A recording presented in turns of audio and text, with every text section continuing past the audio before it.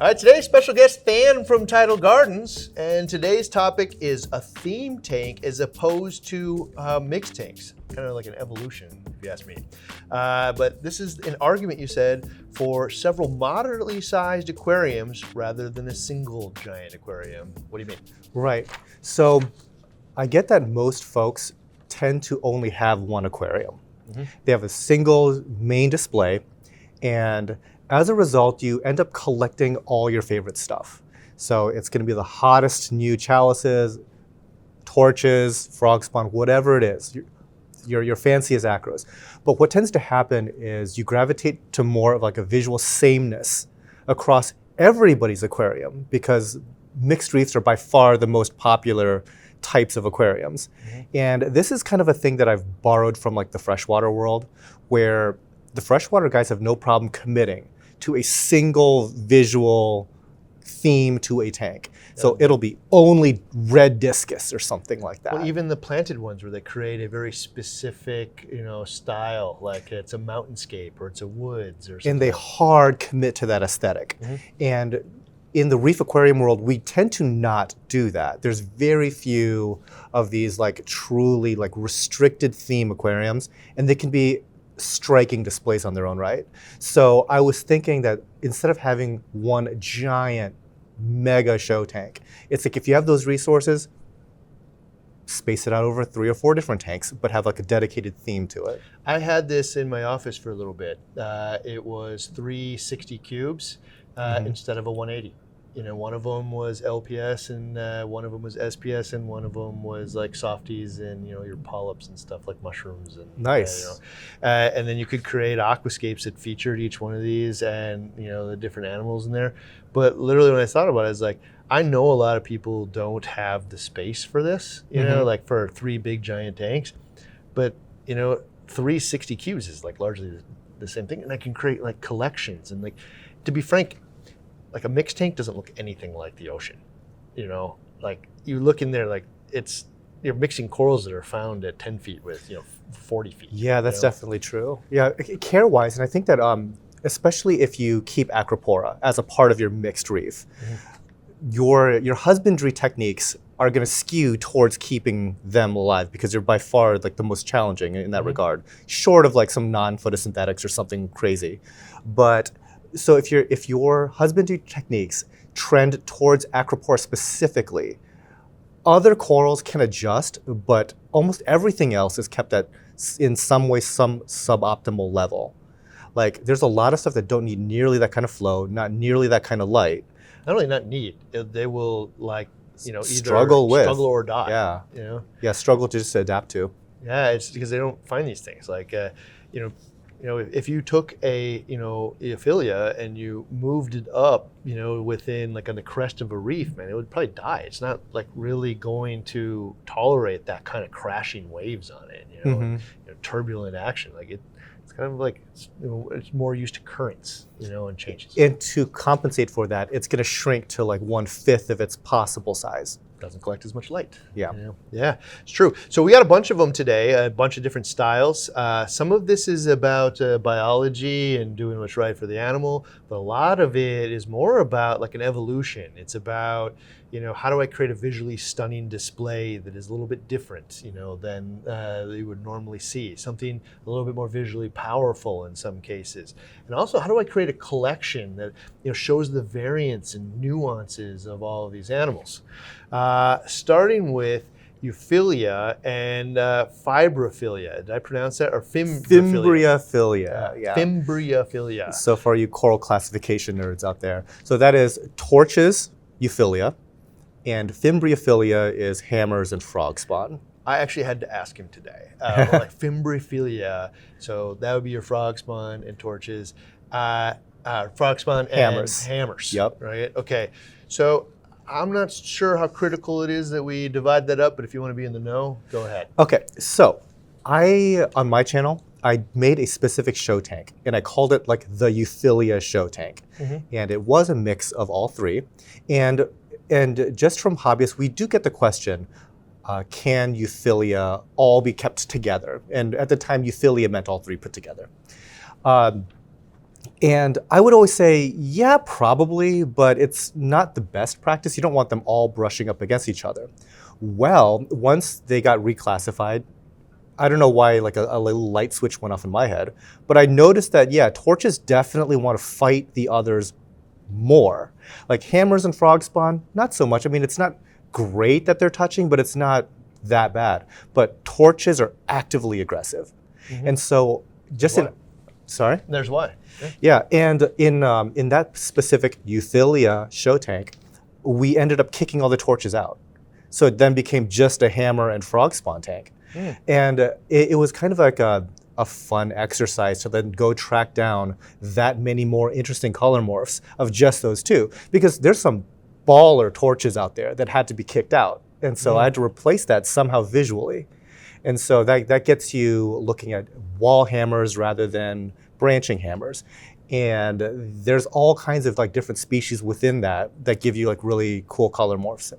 So basically, Elliot from Marine Collectors called this, and he's going to get mad at me for saying this, but a flowy tank. Yeah. You can call it a Euphyllia tank, you could call it a fimbriaphyllia tank, you could call it whatever you want to call it, because there's a lot of different things, but we all know what we're talking about when you say Euphyllia. So maybe we'll progress to more finite over time. But it's a flowy tank. It's the stuff moves around. It creates visual interest, and like it looks just like alive, and so people really like that. And then part of creating, like, if you were going to create a Euphyllia fimbriaphyllia tank, you can still do it. You just would separate them away from each other, or no? You can. I mean, at that point, you're talking about a pretty large aquarium, only because like the sweeper tentacles, they can travel quite large. They can go up to like what, 12 to 15 inches. And then on top of that, the corals, once they get settled in, are large themselves. Like we started with just like 2-inch frags of all these different types of colonies, and now they're like each of them are 50 polyps.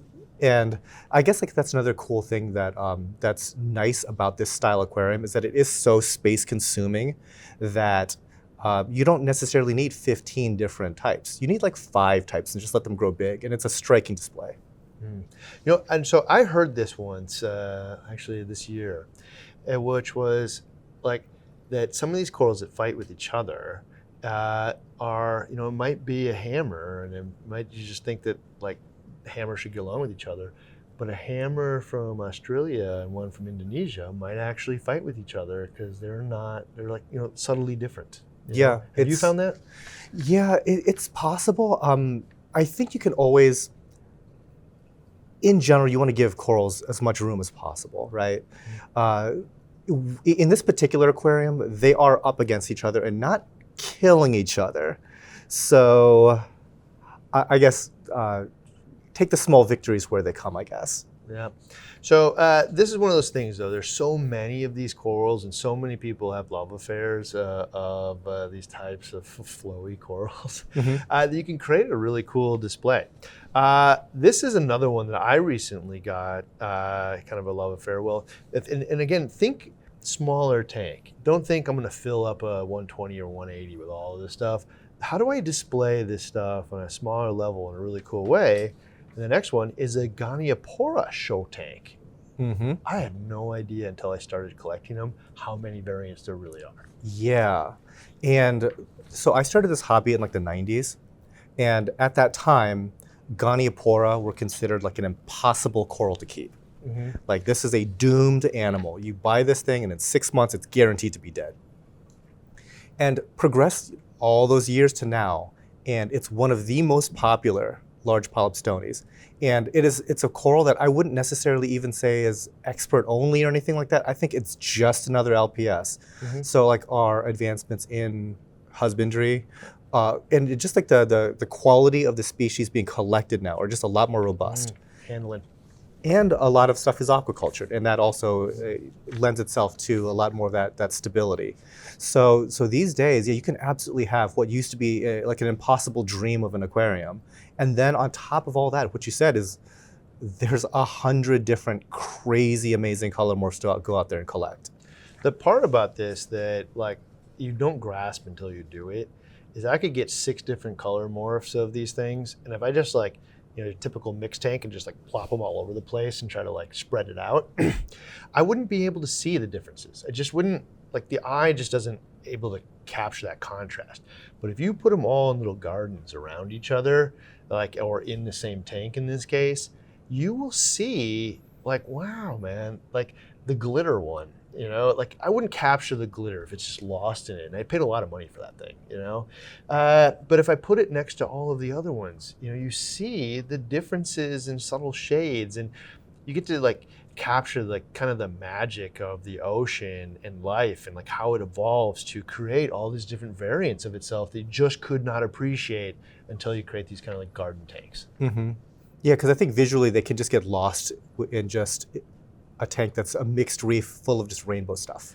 Okay, in the spirit of embarrassing Elliot continually, like I think flowy, man, is Goniopora all the way, man. Like even more so than the Euphyllias. Like it's just, I mean, those big long tentacles, man, are just so cool. And then they have that like flower element on the end, and they're just literal flower pot corals. Yeah, it's almost like a zoanthid got big. And just like decided to like really be cool. Yeah, so the Euphyllia quote unquote show tank is sitting across from another show tank, and my idea for that show tank at one time was to do an all Goniopora one. So you're still capturing that flowy aesthetic, but in two different ways. Yeah. It's like you're kind of going to like a fancy restaurant or something. It's like, this is like beef, two ways sort of thing. So you definitely have that, the same sort of like visual dynamic of the motion, but two completely different types of corals to get you there.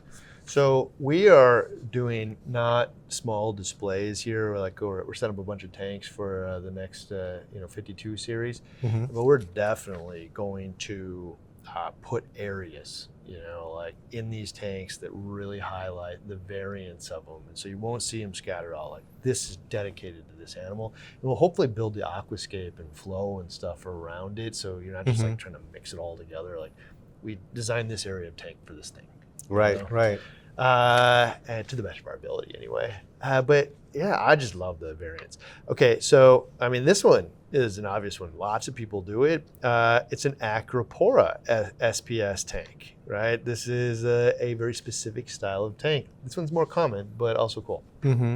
Yeah, so I think that when people think of like care for SPS, they have like a mental list of, okay, it needs like super high light, super high flow, ultra stable water chemistry, this, that, and the other thing, feeding it amino acids, whatever.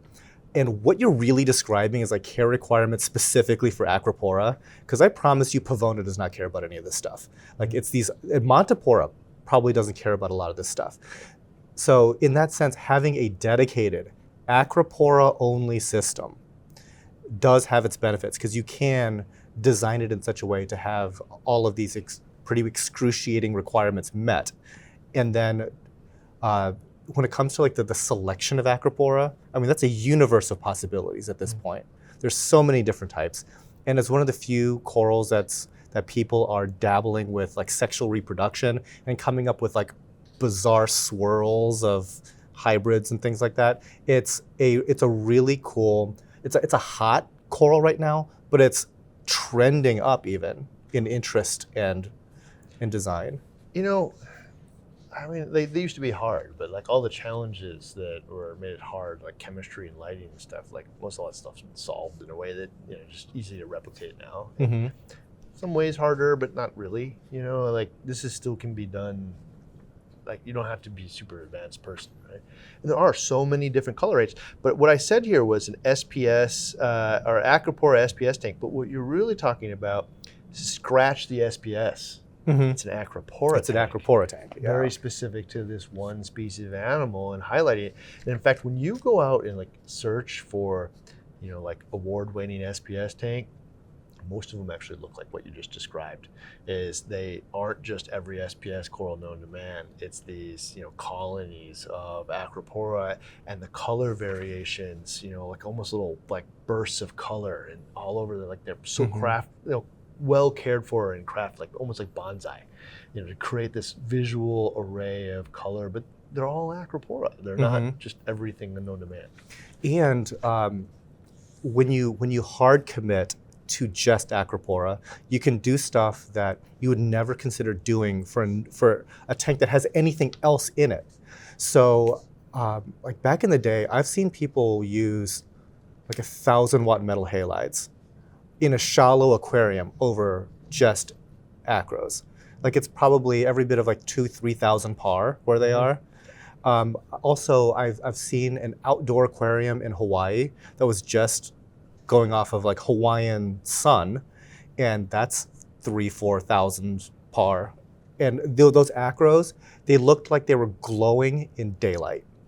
I love the word hard commit, right? Like, because, I've been using that quite a bit. Yeah, because you just like decide, I'm going to do it. I'm going to do this thing well. And like, we were talking the other day here about like why are mixed tanks so popular, and the reality of it is because like a vast majority of people go to the fish store and say, I want that one, and that one looks cool, and that one looks cool.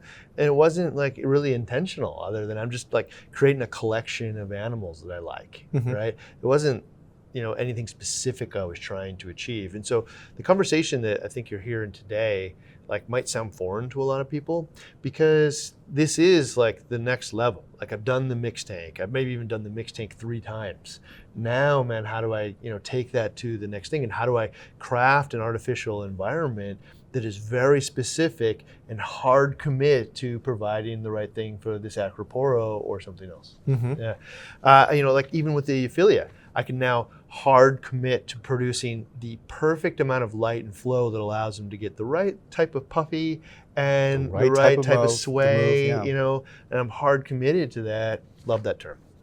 Okay, so then the next one is a low light LPS tank. And I don't know what you're talking about here. Okay, so a lot of the coolest large polyp stony corals do not come from bright areas at all.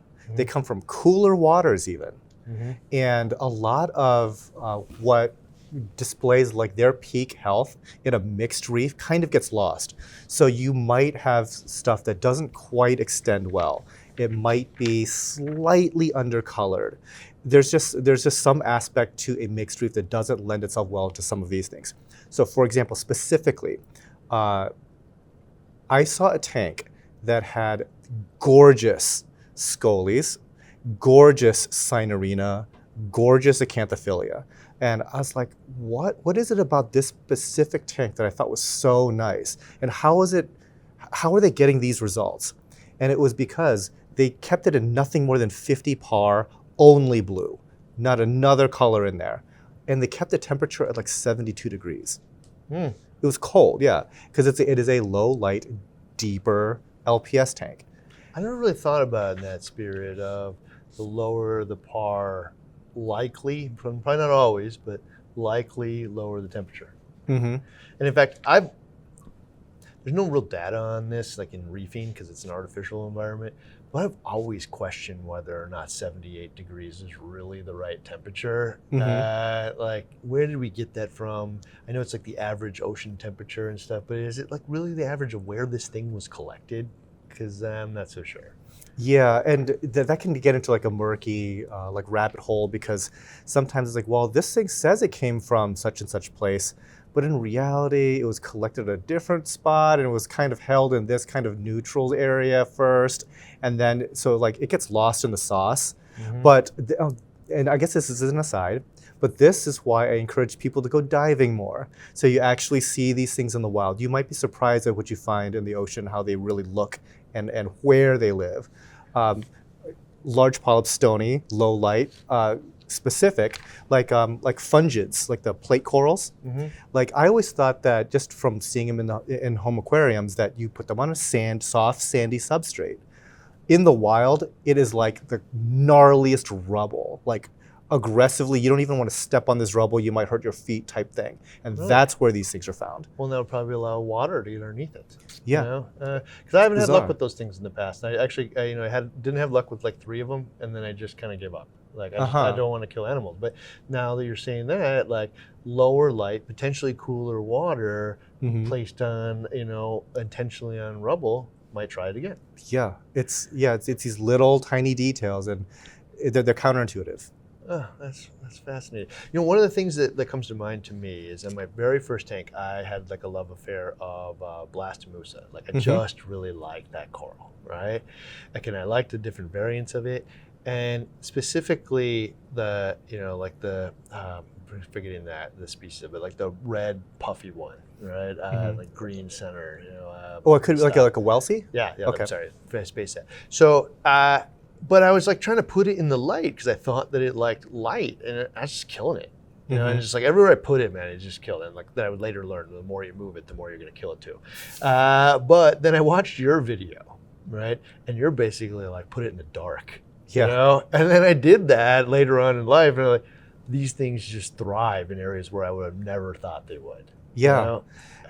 It's one of those things where like when you have so many different types of corals, you think that what worked for one probably works for all of them, and that's really not the case. There's certain corals that really benefit from crazy highlight, and certain ones that practically would prefer being under a ledge in the dark.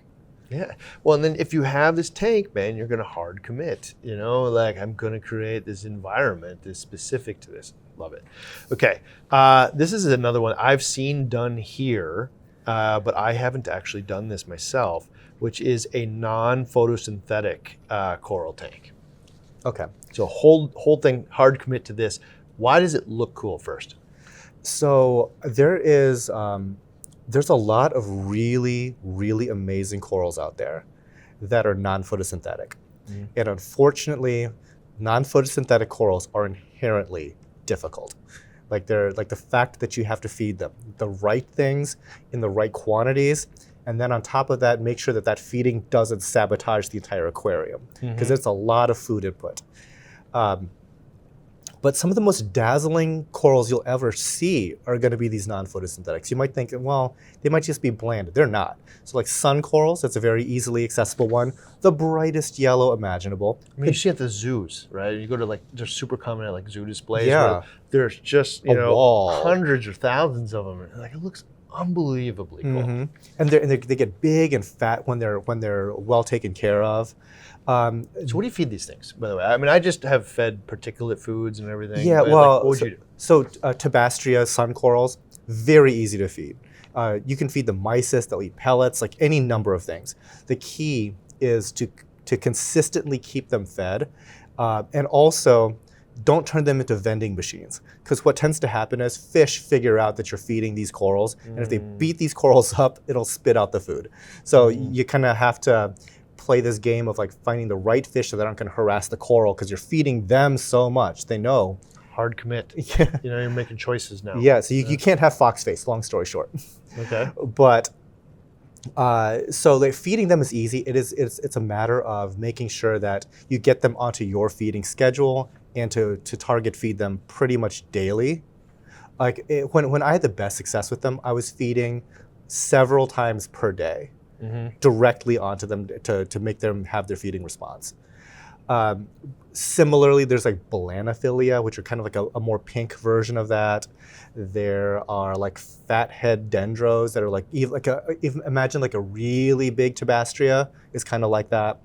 But the I guess like the cutting edge of the non-photo world are the filter feeders, and I don't think anybody's really figured these guys out. It'll be like the carnation coral, the Dendronephthia, Scleronephthia, that type of stuff. They are rainbows of color, nearly impossible to keep. The non-photosynthetic sea fans, like sea fans from Florida, they're cool. They're brown mostly, but the deep water Indonesian ones that are non-photosynthetic, again, rainbows. Gorgonians fit in this category? Yes, Gorgonians. Yep. So they're sea fans. Yep. So like if you think about all of these animals, man, like these were all like SPS was challenging in the past. We just need to figure out how to feed what these animals eat, right? How do we feed it to them without polluting the tank at the same time? Right? And that was the challenge that we ran into here. Was we had a lot of these animals in this one like 60-gallon cube, which is basically exactly what we're talking about. And you know they're feeding like live phytoplankton and like feeding live foods is a giant pain in the butt. And you have to do it all the time. You have to pot commit that like I'm going to do this forever. Right? Yeah. And they were feeding like Reef chili, which is like a whole mix of different particulate foods. And we were feeding a bunch of stuff to his amino acids. I know he was using Julian's like Acropora and stuff. And these things thrived. But also what thrived is somehow a Aptasia got in there. Boom, just blew up because those things do not require light, and they love all that particular food and stuff, and they just exploded. Yeah, and so like you got to make sure you keep out those things, but that is really the balance of what do they eat, how do I feed it enough, and then not pollute the tank. Right. And not feed into a massive explosion of other pests. Like another thing that loves that type of stuff, vermitid snails. Like we love to feed our coral, but once we started to have like some vermitid snails pop up, we had to be, okay, it's like we cannot optimize anything as long as we have this potentially going on. So you had to cut way back to starve them out and everything like that. But yeah, that is of the different like theme tanks, it is the most technically challenging, I would say. This is, people are still trailblazing. Yes. You know, like, and they're failing, they're succeeding. And, you know, the one things in here is I guarantee if we went hunting hard enough, we would find the people that have actually already figured out the recipe and they're successful and you could replicate it. They just haven't boiled to the top yet. There's not enough people listening to that person yet. So anybody's watching this video and you know the people that are really successful with this specific non-photosynthetic, man, link to a thread that they have or a video or anything, because like what really often happens is we just have to figure out who it is we're supposed to listen to. Because there are people out there that have solved almost everything. They just kind of get lost in the minutia. Right. And sometimes it's just good to know that assuming that there is somebody that's had that success, maybe what got them that success is like not that replicable for most folks. It's like at least you know. It's like, oh, that's what it took. Yeah, never mind. Yeah, never mind. But like I could if I wanted to do that. But at least it's possible, because right now we don't know that it's really all that possible. It's challenging. I got some thoughts, you know, that like you find the right food, feed it enough, and then really the end game is how do I keep the filtration up with that thing. And you know, advancements in filtration, you know, these days might just be mega oversized. Yeah. Yes. Well, I think often of like, you know, a refugium. It's like I haven't found, you know, a feeding that a refugium can't keep up with when it's lit right, you know. Okay. That like the problem is usually that it's zero nitrate and phosphate, right? Like it takes it all out. And so like tons of food in, all the little particulates and organics are in there for it to eat, but the net breakdown of it is the nitrogen and phosphorus, and the algae just sucks it all up. Now it's sucking up other minerals and stuff that are important, but then you mix that with a regular water change schedule, you know, and I'm probably going to be able to keep up with this. Like, but how do you find the right foods and then go test? And you think, we'll test it, then we'll test it again, and then all of you guys will test it, and then we learn something new. You know? And one other thing that I'll just throw into the mix is that I think that there's like a major disconnect between the scientific community and the hobbyists, because there's probably dozens of published journal articles about exactly what these corals are eating, and we just never read them. Like they're out there in the public, but it's just not something that's known in the industry. Every time I research a topic, it makes me mad that I hadn't like this is all there. There's nobody's paying attention. Yeah. You know, like pH is one to me. They're like, dude, there's so much data on the acidification of the ocean and how dropping just like 1/10 of a point or so can cause like this brittle skeletons. It can stress the corals out, causes whole waves of things that if any other thing happens to it, it goes down. Their skeletons like eat themselves, you know, and like you just like it's so much data. We do experiments here. And then we show the difference between 7.8, 8, and 3.8. Like the things grow 50% faster at 8.3 and at 7.8 than they do at that. Which means like they're calcifying faster. And it could be, is it growing better? It's not, man, because we're growing at 7.8. We're growing at an artificially acidic level. It's growing slower than it should. It's not the inverse. we're harming its biology, you know, and now it's, you know, susceptible to other things. We know this. Every marine biologist, man, would tell you this. Somehow in the hobby, though, it doesn't matter. It just got lost. Yeah, it just doesn't matter. Like, it's mind-boggling, you know. So how do we get that information out there? Because I think you're right. If we go out and find out what these things eat and then how to replicate it, and then try and test, and we all test together, and then find the right recipe, I think we can do it. And one of the things, though, is, you know, if we treat it as a non-photosynthetic coral tank, we're actually veering away from the topic today a little bit. It could be a sun coral tank, because what's helping the you know, the sea fans is different. Yes, you know? yeah, very different. Like the non-photosynthetic filter feeders versus the things that'll just eat any chunky food you throw at them. Okay, so, you know, in the spirit of that, I have gone to public aquariums and zoos and stuff that have had these corals up, all of them, you know, for years. It can be done. Yeah. You know, I think that the wrinkle that they might be, and I guess it depends on the aquarium, but some of them are just literally pumping oceans of natural seawater through those tanks. And there's some secret sauce about, oh, the ocean has all the things that they need, and that's we haven't replicated that well enough in home aquariums. Okay, let's do the math though. So like I started thinking about doing, how do I do water changes to a desired effect, right? And then I did the math on it, and if you did a 10% water change weekly, basically the pollution will never end up getting worse than it would get in 2 months. So if you put the same amount of food in every single day, the dilution effect caps out at 2 months, and then it doesn't go up anymore. Like, or only just minutely, like just like an unmeasurable way, right? Okay, if you do 50% water change, it will never get more polluted than it would go in a single month. So like, it's, you know, how do I find the right water change schedule then, that whatever pollution I'm putting in there, and it might be that I'm putting so much in that I need to actually do more than that, and it needs to get never better, worse than it would ever get in a single week. You know, whatever. But there is a right ratio to this. Then you just have to decide, do I want to buy that much salt? Like a pallet of salt showing up in your driveway. Yeah, I mean, you're gonna have to decide. I mean, it sounds kind of wasteful, to be honest, when you think about it. But like, so is cat litter. You know, I mean, but like, I still love my cat, man. I'm gonna throw a bag of that out every week. Yeah, you know? yeah. It just is what it is. That's part of caring for the animal correctly, you know, identifying what it is you need. Next one in here is an anemone show tank. So what are you thinking when you see this? So this whole idea of like the themed tanks, you can do an anemone theme times 50, right? There's so many different types of these anemones. Like obviously bubble tips are very, very popular. And I was thinking, you know, we have like a handful of different varieties. And then I visited one of my friends' facilities. He has 50 different strains, like something like 50. Of bubble tips or just bubble tips? Oh my gosh. Of bubble tips. And they have theirs like broken out over completely separate aquariums, because there's some thought about there is like a chemical hostility between the different bubble tip varieties. But no, he isolated every single one of those 50. And sure enough, they're all different.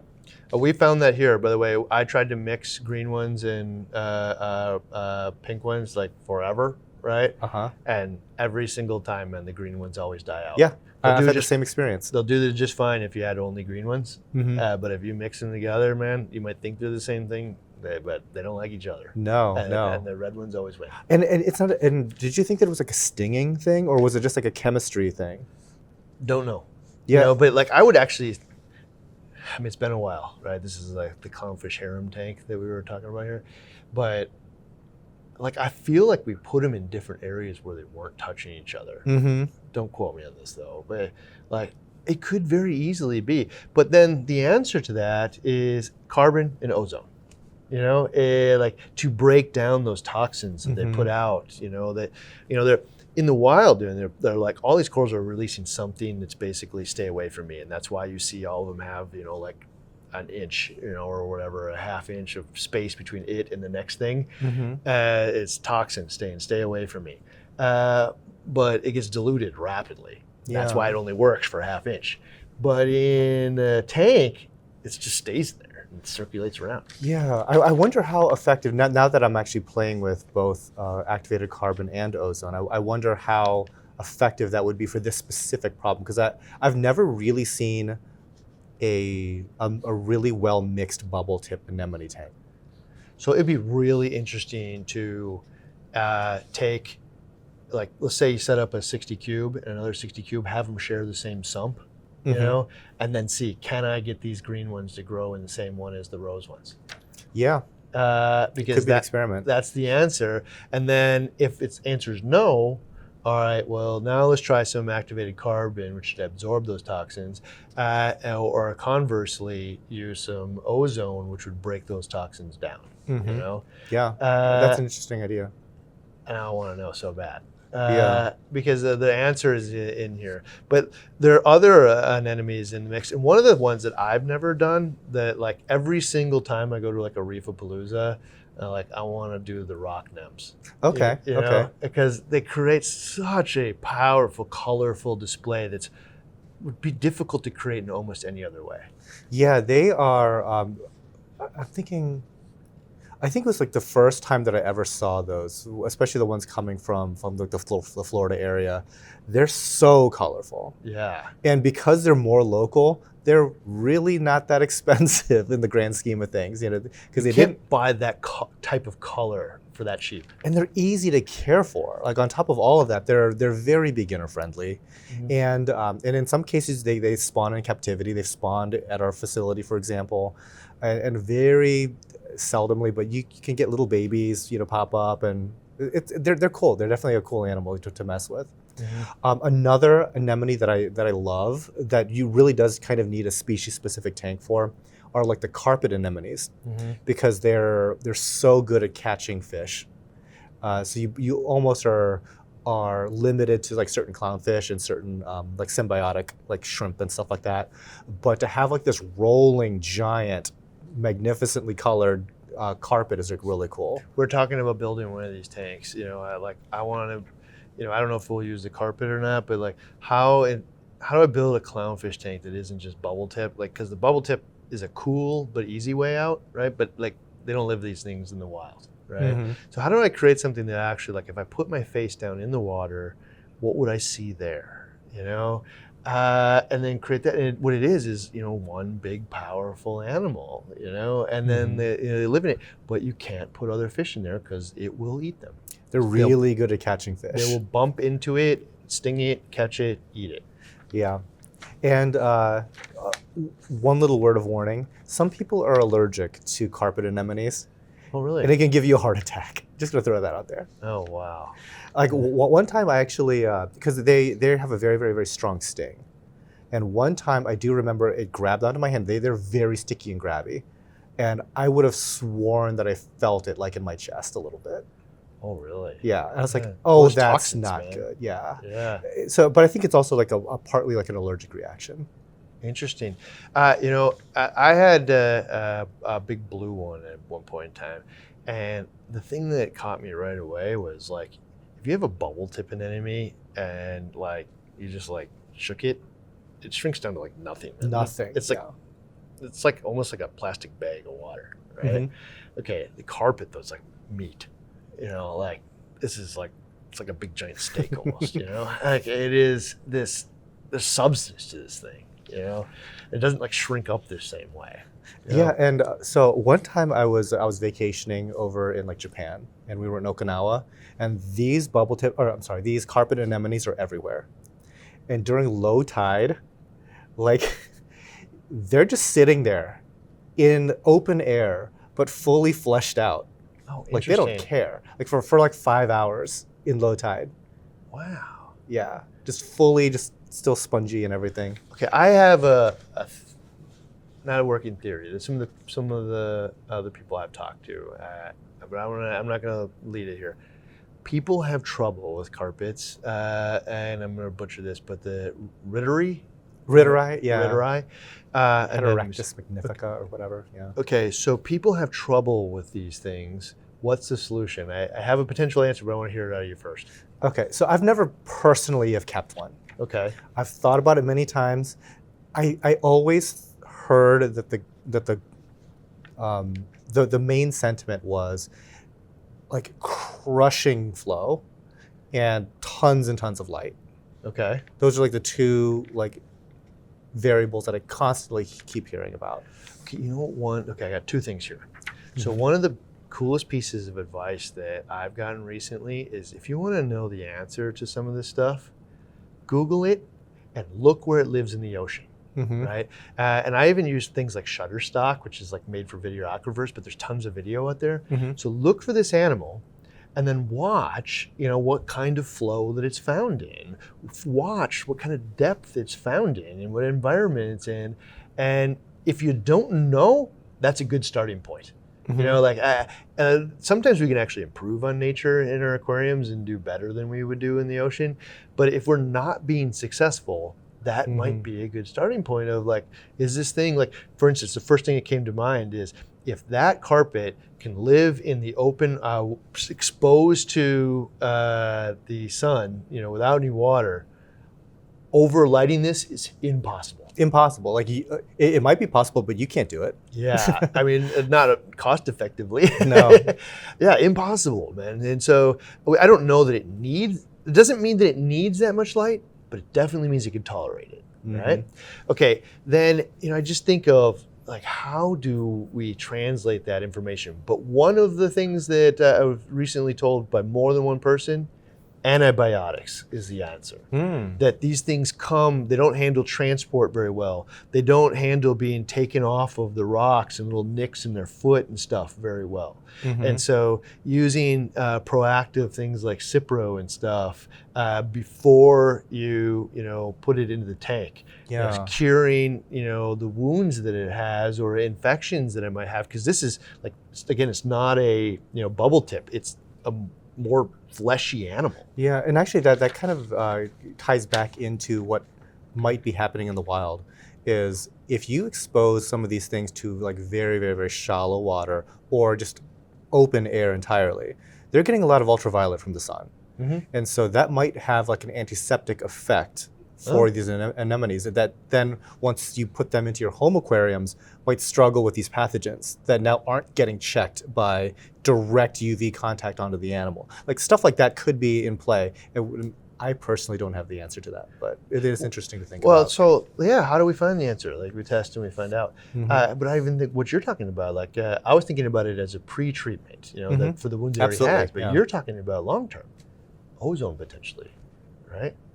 It's a type. The oxidants are like kind of a type of. I might not be using the word antiseptic, scientifically. Yeah, antimicrobial. Yeah. I wonder about that because I think that's something that people always say about ozone, but I wonder if it's ever in the concentrations necessary to do some sterilization effect. Okay, well, I got to tell you, I mean, this is anecdotal, and we keep going for more and more anecdotal until you find something real, right?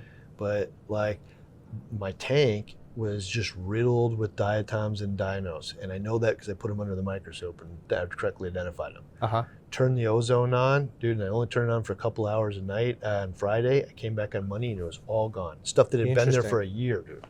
And so, interesting. Like it has a sterilization effect of some type. We don't know exactly, if that's 100% good or 100% bad, but I do know, man, did it solve an ugly problem, right? Yeah.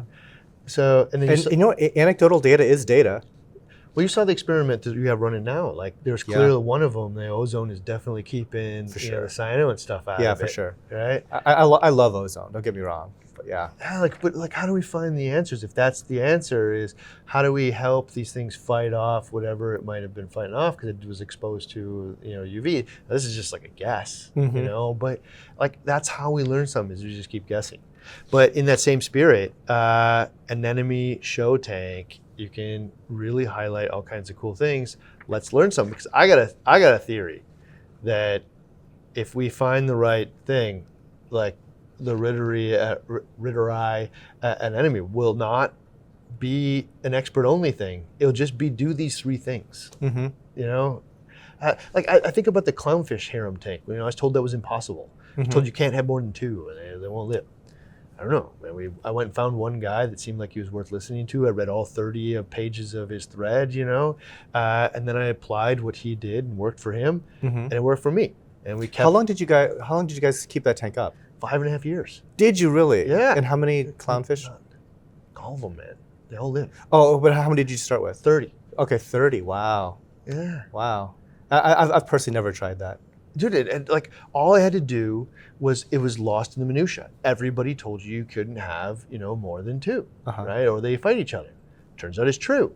But like if you have 2, but if you have 3, or if you have 3, man, probably. But like all of it was he had an approach to provide as much habitat as possible. Because what these things are fighting about is they're fighting about habitat, they're fighting about food, and that's what every organism on the planet does. Right? We fight about where do I live and how do I eat, right?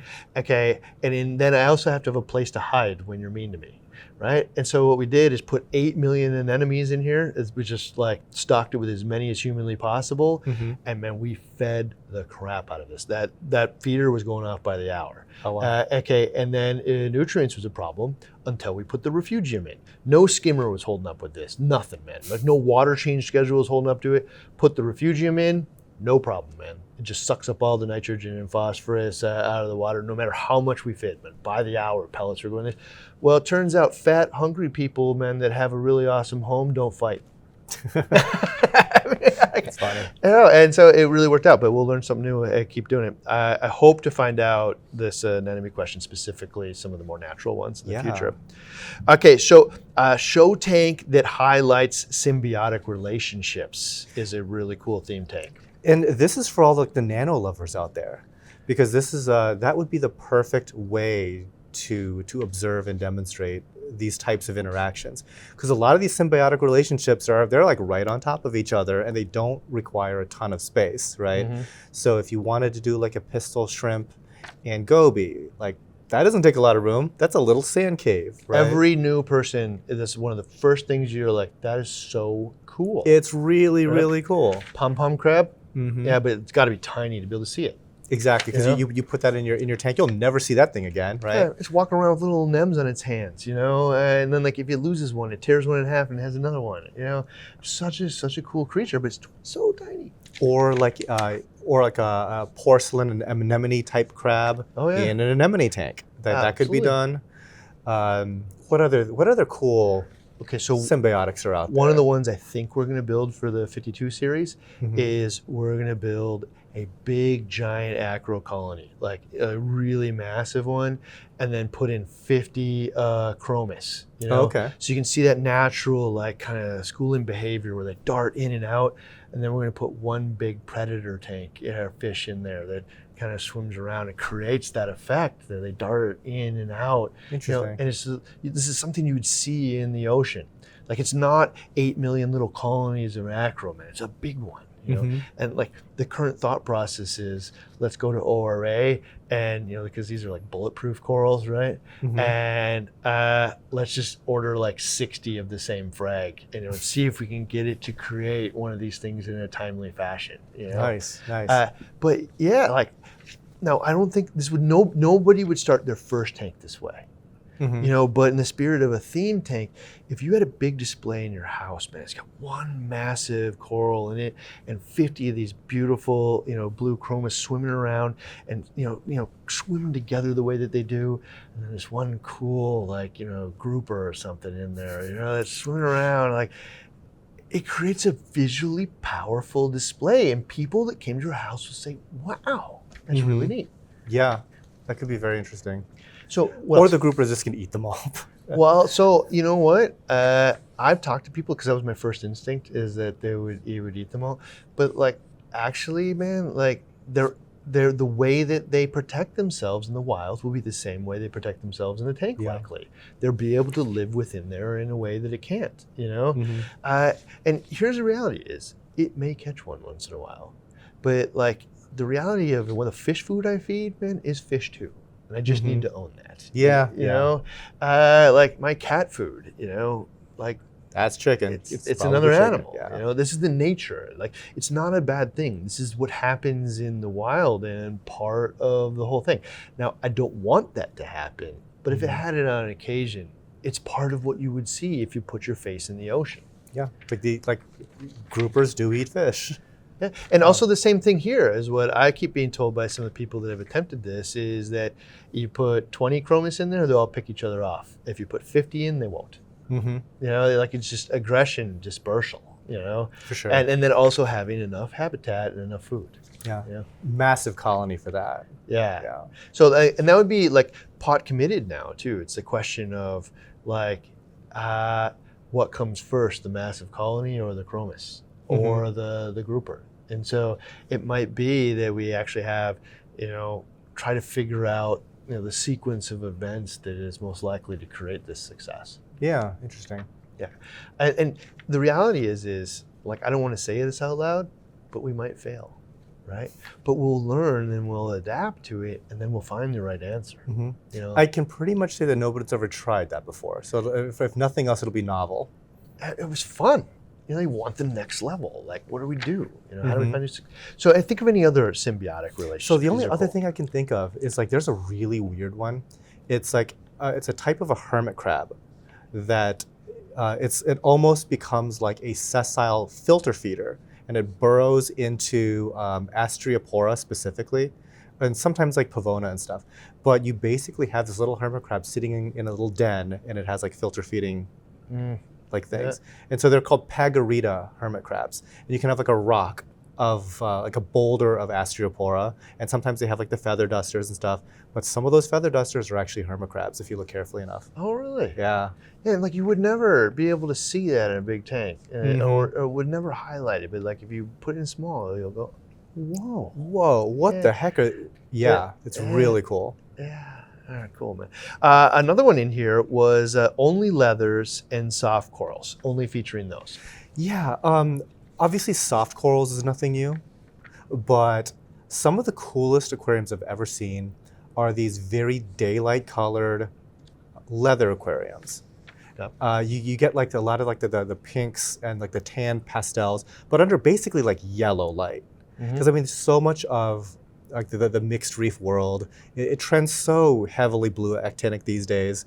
To see such a stark departure from that, and to really showcase like again like that 6,500 Kelvin yellowish white light, these corals look amazing under that, and there's some degree of like chemical toxicity that might be going on with leathers. Don't know where I stand on that, but. To isolate that problem away entirely just by having only leathers. I've seen tons of sinularia tanks, right? Like yeah. Super, super bright yellow fluorescent colors, you know, and they grow so fast that it becomes like a really inexpensive tank to fill out as well. And they're practically bulletproof. They're very beginner friendly. Yeah. It can scale up to whatever size aquarium you want. If you want a 500-gallon tank full of leathers, it's going to look pretty awesome. And some of those leathers are going to be the size of your couch. Like, it's going to be amazing. So I'm going to go through one other one on here, which is like thinking of a theme tank. It doesn't necessarily always have to be coral, right? Okay. So if you ever find yourself in LA, go over to Marine Collectors, right? Elliot will show you his Hawaiian theme tank, right? And it's only fish that you would find in Hawaii, right? And I think it's like, 6 feet wide by like 10 feet deep peninsula, right? And I love it. Okay, I love Hawaii. Like it's one place like the wheels hit the ground and like I know, man, like I'm already at peace. Like I just love Kauai especially, but like it is so powerful, man, because he's got these big schools of yellow tangs, and he's got, like all of these fish that, like, if I put my face in the water, all the times that I've snorkeled, this is what I see. And then he has the yellow light, right? And it's not necessarily yellow, but it's daylight, which really highlights fish color. Yeah, right? Big time. And snorkel depths. Where it's not all blue, where all the other colors have been filtered out, right? And so it looks like one of my favorite places on the planet, but you brought it here to LA. I want to bring it to my house someday. I'm still planning out this tank in my house someday, and I'm not exactly sure what I'm going to do with the space that I've built out for it. But like, one of the ideas has been create this Hawaiian tank because, like, by the way, you can't buy the Hawaiian fish at the moment, but you can go there, catch them yourself, and fly them back. Wait, really? Yeah, like like I don't think everybody wants you to know that, but Yeah. like No for idea. personal use. So it's a little dicey, man, if they ever entered your facility or something like that. But for a personal person, you can actually go and catch them yourself and fly them home in your lap. There's a certain amount of day or something you can do. Like, Wow, I had no idea. Okay, now Learn something new every day. So in terms of a theme, and not only do I love Hawaiian fish, I caught those things myself, man. Uh-huh. Like these were part of a trip, man, of a life experience that I have that now live with me in my house. As an aside, it just makes me think, like, how would I even go about catching a yellow tang in the ocean? Like, I'm so clumsy in the water as is. Oh, I think what you do is you do it at night. Oh, okay. And when they're sleeping, right? Which is a spooky environment if you're not used to the water at night, but especially waves and currents and stuff. But I think that's how you do it. One of the easier ways. Anyway. Gotcha. Yeah. I I think that the yellow tangs would be better at being away from me than I would be at catching a yellow tang. But that's very. It makes you appreciate. It makes you appreciate the people that actually do collect. Yeah. So in any case, man, that was themes, theme tanks as opposed to mixed reefs. Hopefully, if you made it to this point, one of these things inspired your soul. But there's more from Than and other special guests found in a playlist right here. We'll see you in the next one. Bye, guys.